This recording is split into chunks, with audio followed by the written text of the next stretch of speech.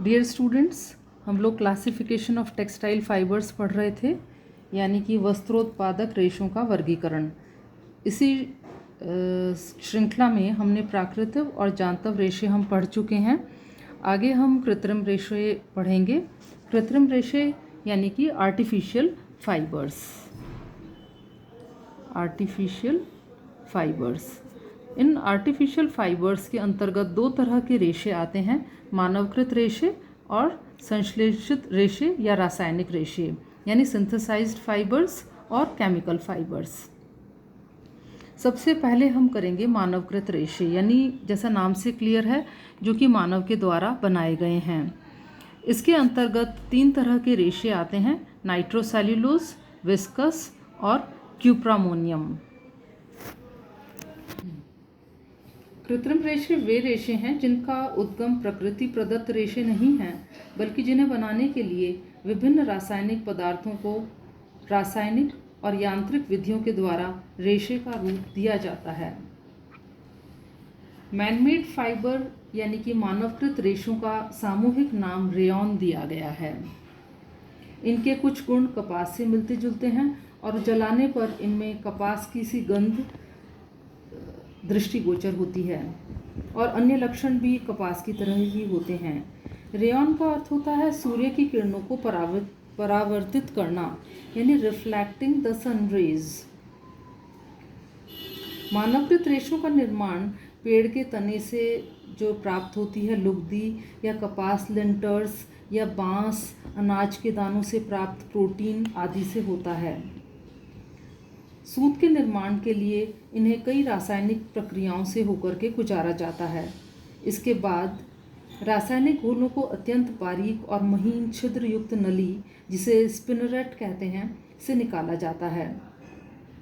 सूत निकलने के पश्चात इन्हें कृत्रिम विधि से सुखाया जाता है और वांछित लंबाई के धागों का निर्माण किया जाता है। जैसा कि आप चित्र में देख रहे हैं, रेयॉन के जो धागे हैं, ये इनमें कॉटन की क्वालिटीज़ तो होती ही हैं, लेकिन साथ ही यह काफ़ी चमकीले और मजबूत धागे इनसे बनते हैं। रेयॉन का निर्माण विभिन्न विधियों से किया जाता है और विभिन्न विधियों के निर्माण के आधार पर और इनके निर्माण विधियों के आधार पर रेयॉन को तीन भागों में विभक्त किया गया है, नाइट्रोसेल्यूलोज, विस्कस और क्यूप्रामोनियम। सबसे पहली विधि होती है नाइट्रोसेल्यूलोज। यह विधि सर्वप्रथम 1884 ईस्वी में फ्रांस के काउंट हिलारी डी चार्डोनेट ने इस विधि से रेयॉन का निर्माण किया था, और इन्होंने इस विधि के अंदर कपास के छोटे छोटे रेशों को HNO3 और H2SO4 यानी नाइट्रिक एसिड और सल्फ्यूरिक एसिड में मिलाकर प्रतिक्रिया करवाई थी। उसके पश्चात ईथर या अल्कोहल में इन्हें घोला गया और कोलाइडल सॉल्यूशन, गाढ़ा कोलाइडल सॉल्यूशन तैयार किया गया। इस गाढ़े कोलाइडल सॉल्यूशन को स्पिनरेट से निकाला गया था, और जिससे सूक्ष्म, कोमल, चमकदार और अविरल लंबाई के धागे प्राप्त हुए थे। इस विधि का आजकल इसे प्रयुक्त नहीं किया जाता है, क्योंकि यह काफ़ी व्ययशील है, यानी काफ़ी खर्चीली विधि है। दूसरी जो विधि होती है वो होती है विस्कस विधि। इस विधि के द्वारा जो रेयॉन के धागे बनाए जाते हैं वे अच्छे, सुंदर, कोमल, आकर्षक और सस्ते होते हैं। इस विधि का आविष्कार सन 1892 ईस्वी में इंग्लैंड के वैज्ञानिक वेवन क्रॉस और मीडल ने इसका निर्माण किया था। इस विधि के में इन्होंने क्या किया कि कपास लिंटर्स, बांस और लकड़ी का पल्प, इनके ऊपर कास्टिक सोडा की प्रतिक्रिया कराई गई, जिससे कि ये शारीरिक सेल्यूलोज यानी कि अल्कलाइन सेल्यूलोज में परिवर्तित हो गए, और इसके बाद इनमें विभिन्न प्रकार की और रासायनिक क्रियाएं कराई जाती हैं और एक सॉल्यूशन यानी कि घोल प्राप्त कर लिया जाता है। इस घोल को स्पिनरेट के छिद्रों से होकर के निकाला जाता है और धागे प्राप्त किए जाते हैं, और इस प्रकार से जो धागे प्राप्त होते हैं उनसे मोजे, रुमाल और बनियान ये बनाए जाते हैं। रेयॉन के निर्माण की तीसरी विधि है कुप्रामोनियम विधि। इस विधि का से रेयॉन को बनाने का आविष्कार फ्रांस के वैज्ञानिक LH देशपिजिस ने 1890 में किया था। उन्होंने रुई की पट्टियों और लकड़ी की लुगदी को कास्टिक सोडा यानी NaOH और सोडा ऐश के साथ उबाला था। ऐसा करने से क्लोरीन से जब उसको ब्लीच किया गया तो उसके बाद में उसे छोड़ दिया गया सूखने के लिए और पुनः उन्हें अमोनिया और क्यूप्रिक ऑक्साइड के साथ घोलकर गाढ़ा घोल बनाया गया। इसके पश्चात उस घोल को स्पिनरेट के छिद्रों से होकर के गुजारा गया। कॉपर ऑक्साइड तथा अमोनिया के नाम पर ही इन रेयॉन का नाम क्यूप्रामोनियम रेयॉन रखा गया है। इस विधि से जो वस्त्र बनते हैं वे अति सुंदर, महीन, कोमल, चमकदार और आकर्षक तैयार होते हैं। फलतः इससे सुंदर और आकर्षक वस्त्रों का निर्माण होता है। तो इस प्रकार इन तीनों विधियों से रेयॉन के धागे बनाए जाते हैं। हालांकि रेयॉन काफ़ी कुछ कॉटन से मिलता जुलता है और इसकी प्रॉपर्टीज़ भी कॉटन से मिलती है, लेकिन फिर भी लोग कॉटन की अपेक्षा रेयॉन का यूज़ ज़्यादा पसंद करते हैं। तो इसके लिए हम देखते हैं प्रॉपर्टीज़ ऑफ रेयॉन। सबसे पहली प्रॉपर्टी तो रेयॉन की होती है, it is good absorbent of sweat, यानी ये पसीने को आसानी से सोख लेता है। तो कॉटन की अपेक्षा ये सस्ता भी होता है और इसका रखरखाव भी इजी होता है और साथ ही ये जो भी पसीने आते हैं उनको अवशोषित कर लेता है। दूसरा है लस्ट्रस इन अपीयरेंस। कॉटन के क्लॉथ इतने चमकदार नहीं होते, लेकिन इनमें थोड़ी सी चमक होती है क्योंकि ये मैन मेड फाइबर्स हैं, इसलिए भी कॉटन से ज़्यादा रेयॉन का यूज़ होता है। तीसरा ड्रेप्स वेल, जब भी पहनते हैं तो इनकी ड्रेपिंग बड़ी अच्छी होती है रेयॉन के क्लोथ्स की। और fourthly easily died and woven into cloth, इसको इजीली रंगा जा सकता है, जबकि मैनमेड फाइबर्स में नायलॉन और टेरिकॉट, टेरिलिन आगे हम पढ़ेंगे, उनको डाई करना मुश्किल होता है क्योंकि वो प्योरली सिंथेटिक फाइबर्स होते हैं। लेकिन रेयॉन के रेशे को डाई करना आसान होता है, यानी इसे रंगना आसान होता है। तो विभिन्न रंगों में इसे रंगा जा सकता है और क्लॉथ में फिर बुन करके काम में लिया जा सकता है। Uses of rayon. अब हम पढ़ेंगे रेयॉन को यूज़ करने के क्या फ़ायदे हैं या किस किस तरह से रेयॉन का यूज़ होता है। सबसे पहले तो रेयॉन को यूज़ करते हैं अपहोल्स्ट्री की तरह। इसके अलावा लग्जरी कार्स के अंदर इसका यूज़ होता है, कार की सीट्स वगैरह बनाने में। इसके अलावा इसको ऑफिस में यूज़ किया जा सकता है, होम फर्निशिंग्स के अंदर जैसे कुशन्स के अंदर, या फिर मेज पोश के रूप में इसका यूज़ किया जा सकता है।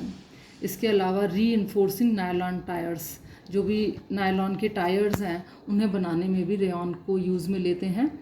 Mixed with fibre glass for making helmet वगैरह बनाते टाइम रेयॉन और फाइबर ग्लास का दोनों का यूज़ किया जाता है। तो इस तरह से ये हेलमेट्स बनाने के भी काम में आते हैं। ड्रेस मटेरियल बनाने के भी काम आते हैं ये, क्योंकि ये सॉफ्ट होते हैं, सिल्की होते हैं और मॉइस्चर को एब्जॉर्ब करते हैं, जैसा कि हमने पहला पढ़ा। और लास्टली ये कर्टेंस के लिए एज कर्टेंस भी घर में काम आता है, यानी कि पर्दों के रूप में भी इनका यूज़ है क्योंकि इनकी ड्रेपिंग बहुत अच्छी होती है। तो ये सारे हैं रेयॉन के फ़ायदे।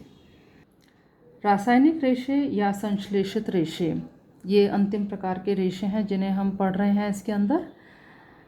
संश्लेषित रेशों का निर्माण विभिन्न रासायनिक तत्वों के सम्मिश्रण से विभिन्न विधियों के द्वारा किया जाता है।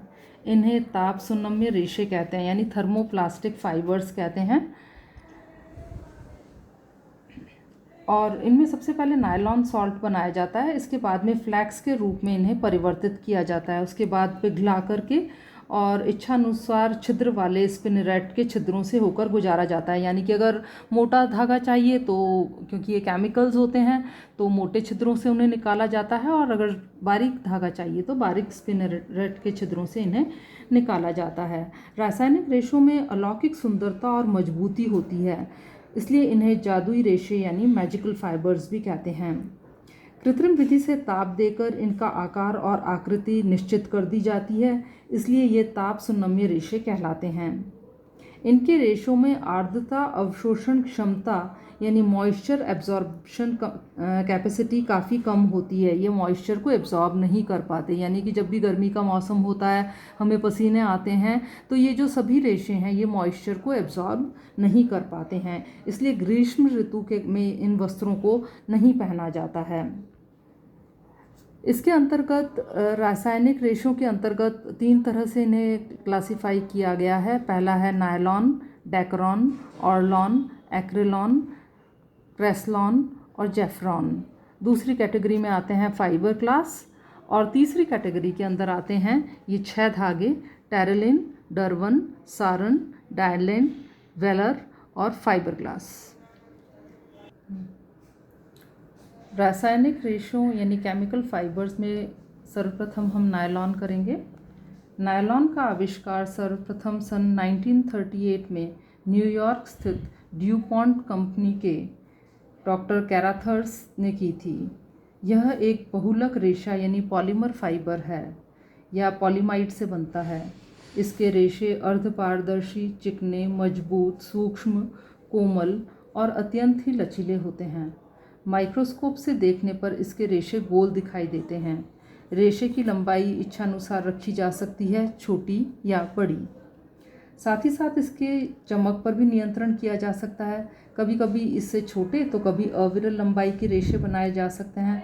अतः रेशों की लंबाई व चमक बनाए जाने वाले वस्त्रों के अनुरूप रखी जाती है। इसमें घुंघराला अथवा सीधा रेशा भी बनाया जा सकता है। नायलॉन कोलतार के से प्राप्त डायबेसिक अम्ल और एपिडेपिक अम्ल तथा हेक्सामिथिलीन के मिश्रण से बनाया जाता है। दूसरा रेशा होता है डेकरॉन। डेकरॉन के रेशे पॉलिएस्टर से तैयार किए जाते हैं। ये रेशे सीधे, गोल और चमकदार होते हैं। इनके रेशे भी नायलॉन के समान ही पिघला करके तैयार किए जाते हैं, क्योंकि ये सारे ही केमिकल फाइबर्स हैं, तो इन्हें केमिकली फैक्ट्रीज़ के अंदर पिघला करके रसायनों से तैयार किया जाता है। इनमें भी नमी को अवशोषित करने की क्षमता बहुत ही कम होती है और इसीलिए ये आसानी से धोए और सुखाए जा सकते हैं। लेकिन गर्मियों के मौसम में ये वस्त्र आरामदायक नहीं होते और शरीर में अधिक गर्मी और खुजली पैदा कर देते हैं। तीसरे तरह के ये वस्त्र होते हैं ऑरलॉन, एक्रिलिन और टेरिलिन। ये तीनों वस्त्र ही जो हैं ये एक्रिलिक रेशे कहलाते हैं, यानी कि एक्रिलिक फाइबर्स कहलाते हैं। ये इनमें इच्छानुकूल चमक और मजबूती लाई जा सकती है। रेशे की लंबाई भी इच्छानुसार रखी जा सकती है। इनमें साटिन जैसी चमक होती है और साथ ही ये वस्त्र चिकने भी होते हैं। छठे प्रकार के वस्त्र होते हैं डरवन। इनके रेशे डेनिट्राइल से बनाए जाते हैं। ये रेशे कुछ कुछ टेढ़े मेढ़े सतह वाले और गोल किनारे वाले होते हैं। 7th टाइप है सारन। इनके रेशे विनाइल डोन क्लोराइड से बनाए जाते हैं और ये रेशे अर्धपारदर्शक, चमकदार, चिकने और गोल होते हैं। डायनेल रेशे के छोटे छोटे टुकड़ों के रूप में विनाइल क्लोराइड और एक्राइलिक से इन्हें बनाया जाता है और इनके रेशे चपटे और चिकने होते हैं। इनसे बने वस्त्र झुर्रीदार दिखाई देते हैं। लास्ट है फाइबर ग्लास, जिसे हम पहले भी कर चुके हैं, जो कि ये कांच से तैयार किए जाते हैं और इनमें कांच को पिघला करके स्पिनरेट से महीन तारों जैसे रेशे तैयार किए जाते हैं और फिर उसके बाद रासायनिक प्रक्रिया के द्वारा इनसे धागे बनाए जाते हैं। और ये अज्वलनशील रेशे होते हैं, यानी कि आग का इनके ऊपर कोई इफ़ेक्ट नहीं होता और इसीलिए अग्नि अवरोधक परिधान, पर्दे, मेजपोश इत्यादि बनाने में इनका प्रयोग होता है। Thank you for your patient hearing.